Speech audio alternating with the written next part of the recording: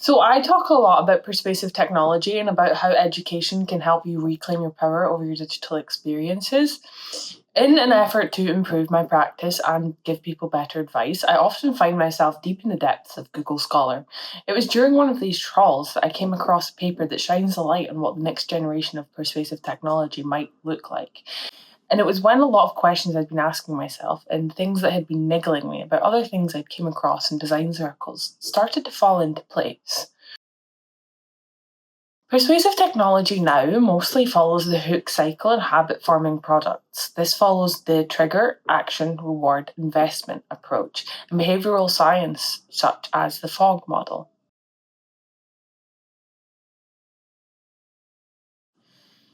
How this makes us feel, however, is varied.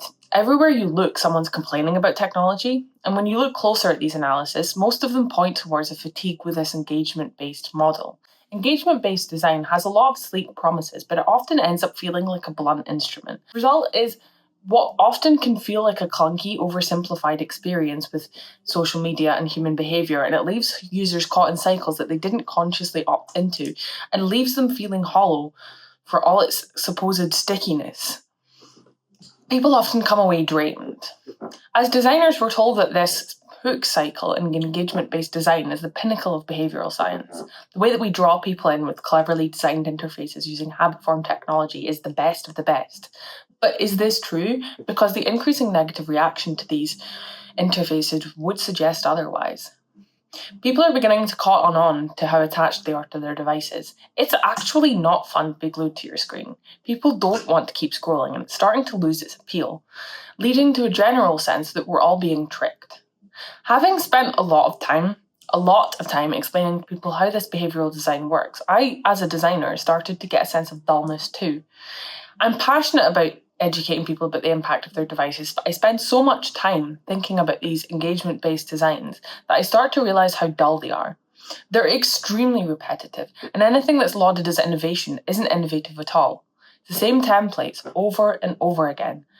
Part of this is that big tech prefers to steal design ideas from one another rather than from anyone else, because these ideas come with validation of effectiveness. So they all end up creating the same endlessly optimized interfaces, make use of the same behavioral mechanisms that we've already discussed, have the same goals and metrics, and the internet starts to feel very samey. There's a Substack article Against Optimization by Brian Klass in the Garden of Forking Paths is a really interesting one here. He talks about the optimization ethic and the spirit of capitalism, how there's a trade-off between optimization and resilience. He talks about this a lot of the time in relation to complex systems in general, or in relation to engineering specifically. But when you look at it from a design perspective, this also makes sense. This endless over-optimization doesn't lead to resilience of experience, and resilience of experience might look like it genuinely being more enjoyable for users. So, because of this trickery and repetitiveness masked as innovation that people are starting to get sick of, they're turning to digital detoxes. I want to establish before I go into my analysis of a digital detox that I'm not talking about boycotting certain platforms for political reasons or for data concerns. I'm talking about the digital detox in its truest form, as a self-improvement project conducted through regimes of self-control and discipline, typically with the aim of being more productive, although people conduct these detoxes for plenty of reasons beyond productivity. I'm not an advocate of digital detoxes for a lot of reasons, mainly the fact that they simply don't work.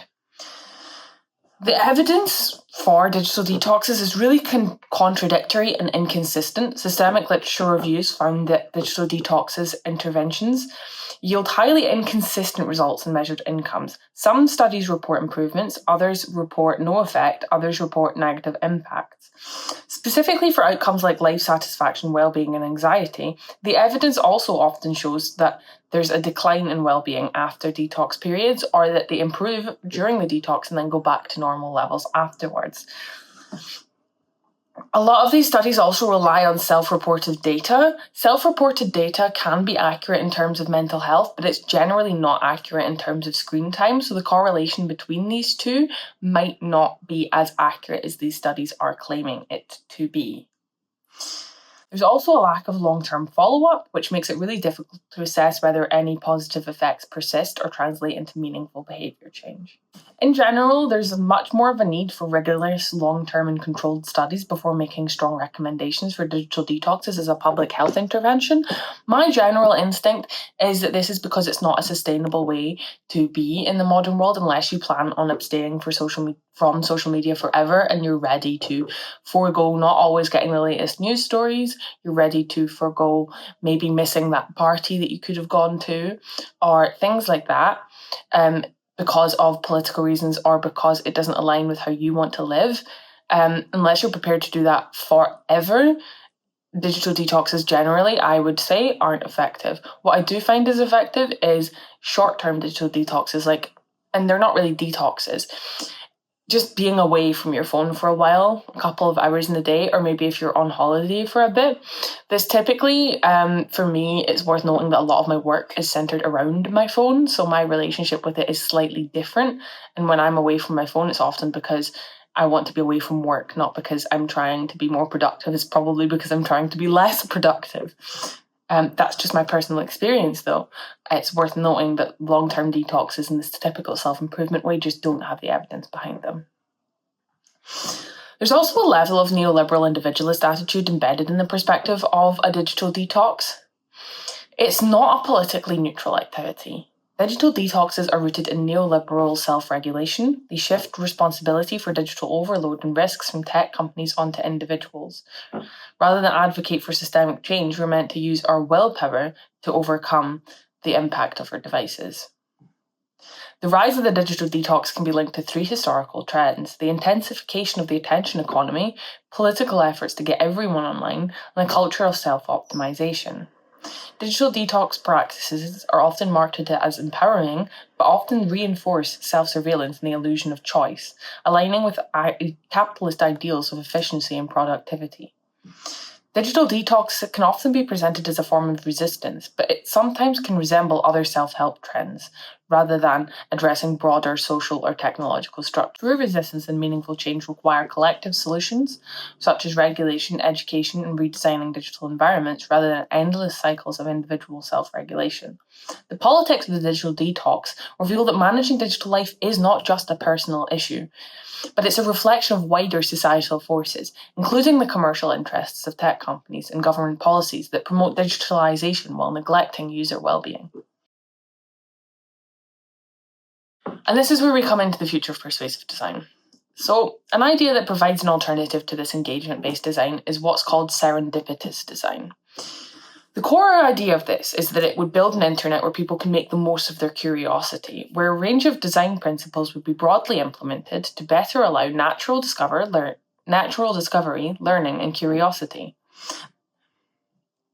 This is proposed in opposition to engagement-based design, which works to seek a flow state above all else and severely limits users' ability to experience serendipity online.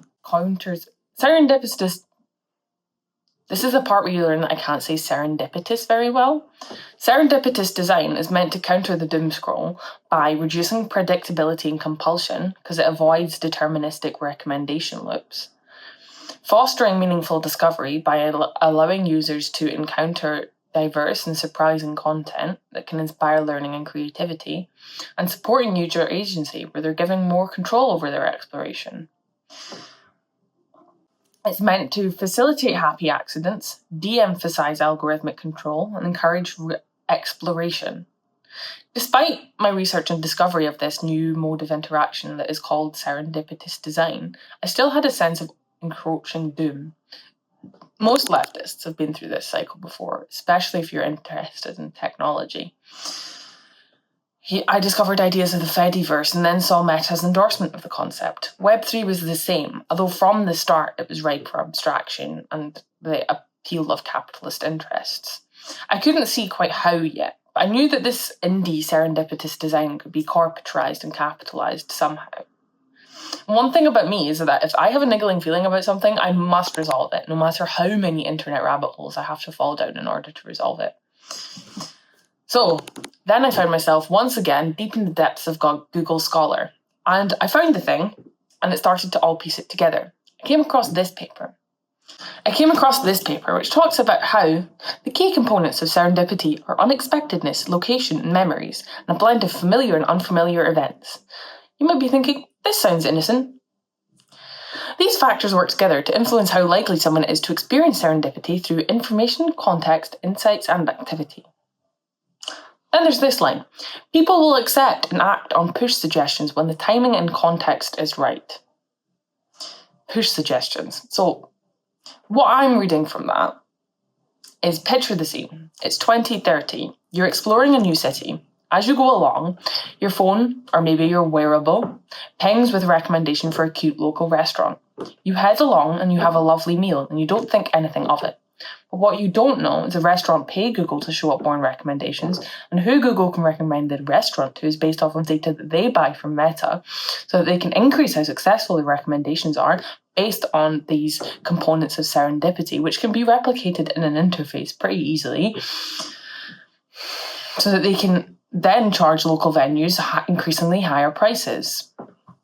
Basically, Deliveroo on steroids.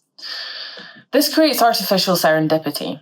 It replicates the emotions that create serendipity to enable the data economy to keep chugging along. The most dangerous aspect of this is that it's harder to spot. If you're doom scrolling for ages, it's pretty easy to recognize that you're being manipulated for your data.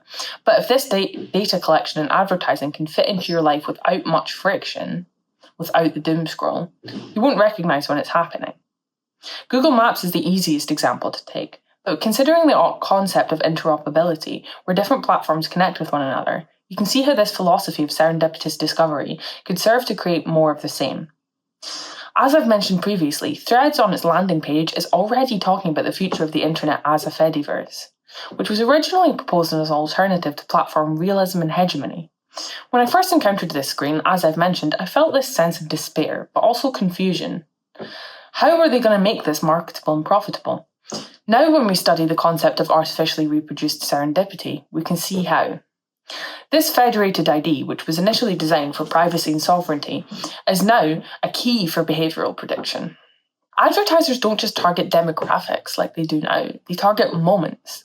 Interoperable platforms share data not for user benefit, but for seamless synchronization of influence vectors across your digital and physical life. Platforms swap your engagement traces, not to improve your user experience, but so that every campaigner, and physical advertiser can tap into the same emotional levers. Your digital footsteps, in-store beacons, and citywide sensors could all even feed a single behavioural graph. Although it's worth noting that whilst the smart city is an interesting case study here, it is not widely popular. And if you look at the example of sidewalk labs in Toronto, you'll see that people generally have negative reactions to this. So I'm taking an extreme example here to illustrate my point, but it would probably be purely digital. They share this data because they all profit from it. When platform A learns not just what you do on their site, but also how you behave on platforms B, C, and D, they can build a mega profile that's far more precise.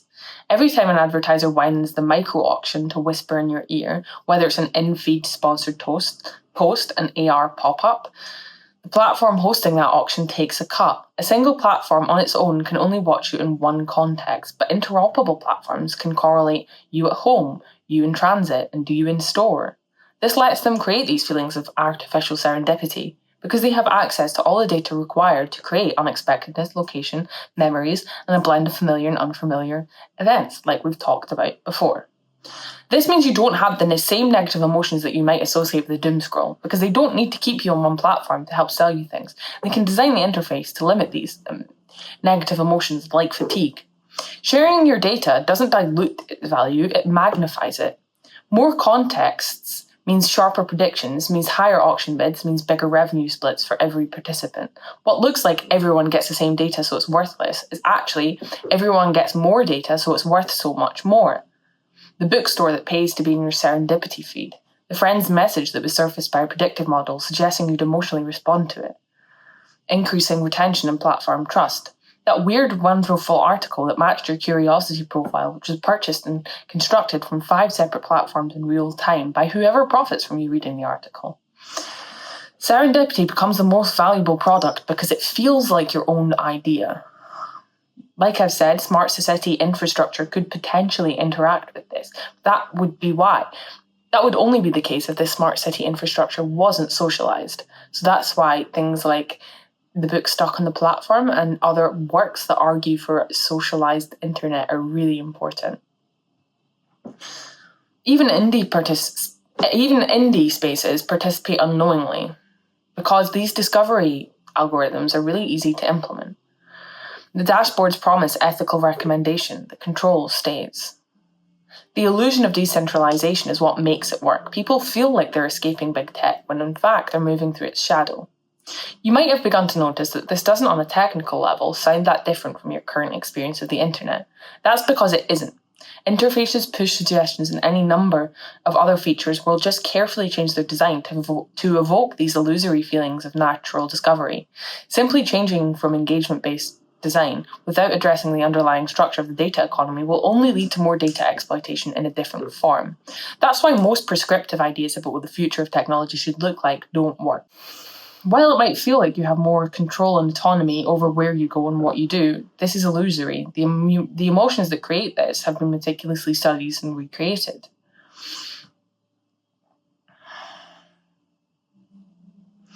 Arguably, this interpretation of serendipity actually creates less serendipity. Partly of this is because it blurs the line between predicting and dictating. The other reason for this is it drives you away from things you would naturally discover. In the first example, this means you miss discovering the place around the corner with the live band, or experiencing the crucial bonding moment of wandering aimlessly around a European city while wanting to throttle your indecisive family members. The core issue is that people cannot control their own digital experiences. These experiences are controlled for them.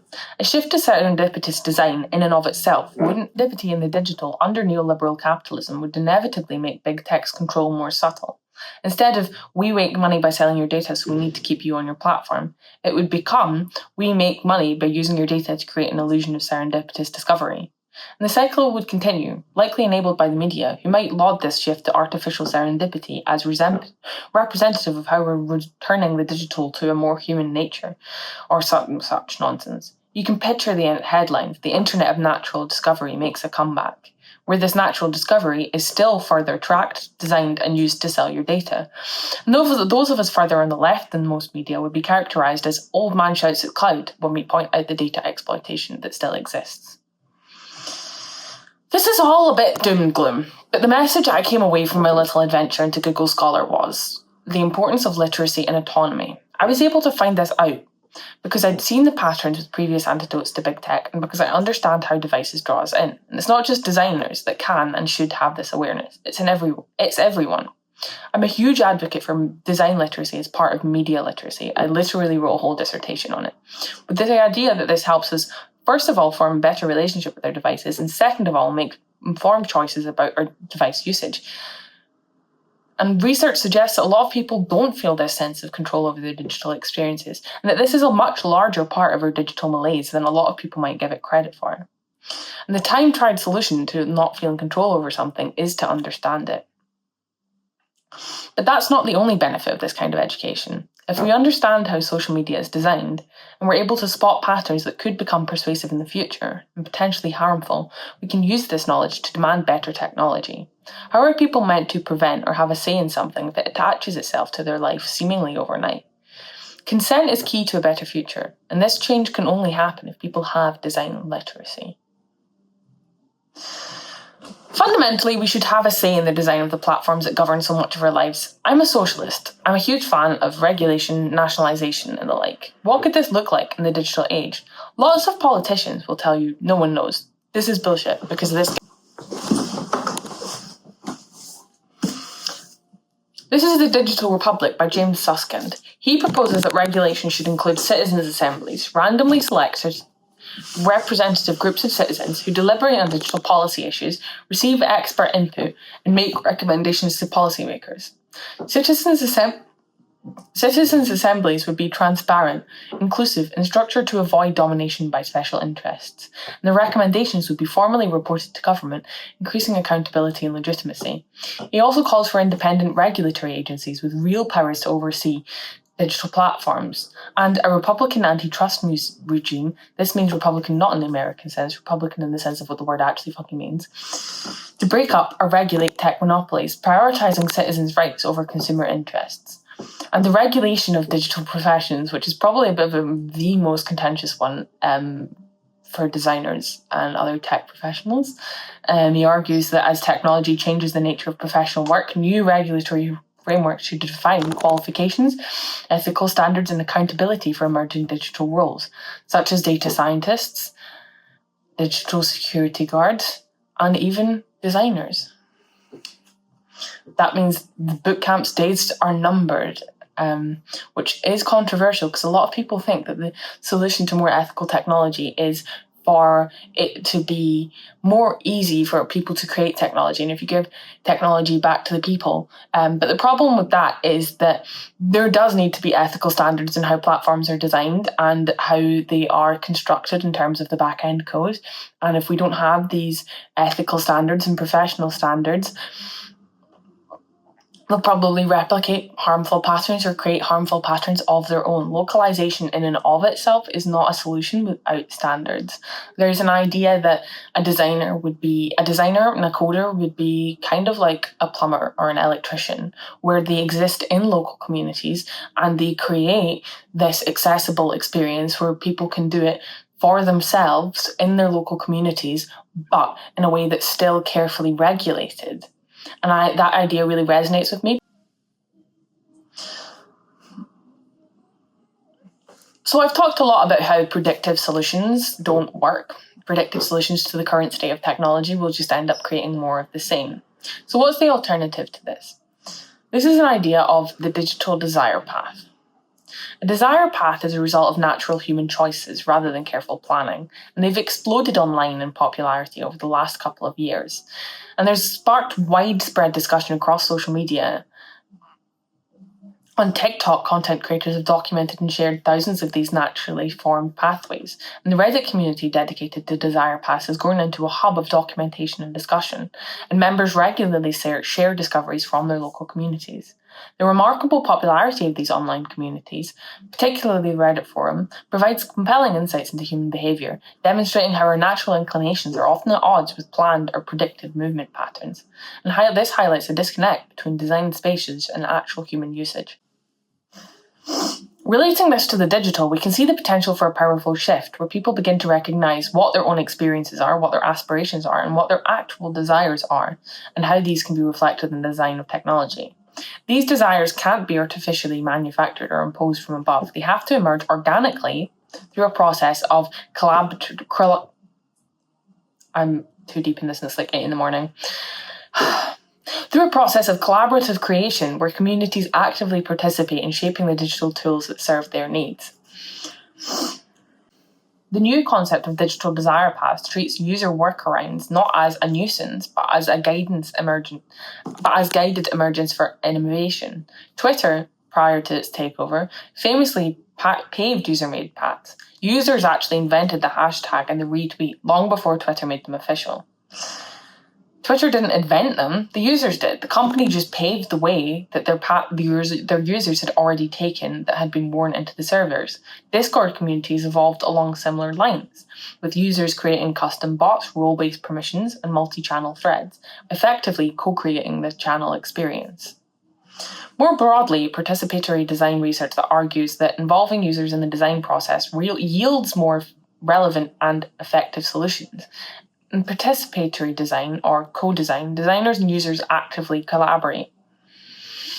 While implementing this in practice, if you're a designer, you're probably thinking, this is all well and good, but I can barely get 3 people to sign up for user testing, and then actually conducting it takes like a month longer because it feels like herding cats. There is a practical approach to this. Observing how technology is used and appreciated and incorporating the best aspects of this into new proposals. What's the social feature that's most used? Is there an example of a feature that was introduced that users can use differently than how you intended? Are your users adapting the product or service in certain ways? More importantly, what's the driving desire behind this? Designers can actively pave promising digital desire paths once they emerge by turning popular workarounds into official features, like in the Twitter example. The goal is designing for adaptability. People will always find efficient creative routes through technology. Designers and technology leaders should welcome these routes. By studying digital desire paths and co-designing with users, we create products that really fit human behaviour and human flourishing. Queer activists are a relentless example of this idea of the digital desire. Although often sidelined in conversations about technology, the queer community across the world is one of the best examples of making technology work for your community. In The Two Revolutions, A History of the Transgender Internet, we see many examples of queer-driven platform adaptation, such as early message boards, Tumblr communities, and Discord servers that were transformed by queer users. The queer community saw and still sees these platforms as a lifeline. This drives us to create digital desire paths, creating our own norms and communication styles that differ from intended usage. In doing this, the goal is to spread information, engage in mutual aid, community theorizing, and allow the faster creation of something vaguely resembling a community consensus on the direction of trans activism. The most interesting part of this is that social media are used to enhance existing communities and goals through more democracy of access and more speed when compared to print media.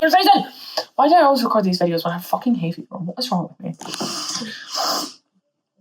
Queer digital communities can stand as powerful examples of bottom-up technology in action, actively shaping and transforming digital spaces to meet their unique needs.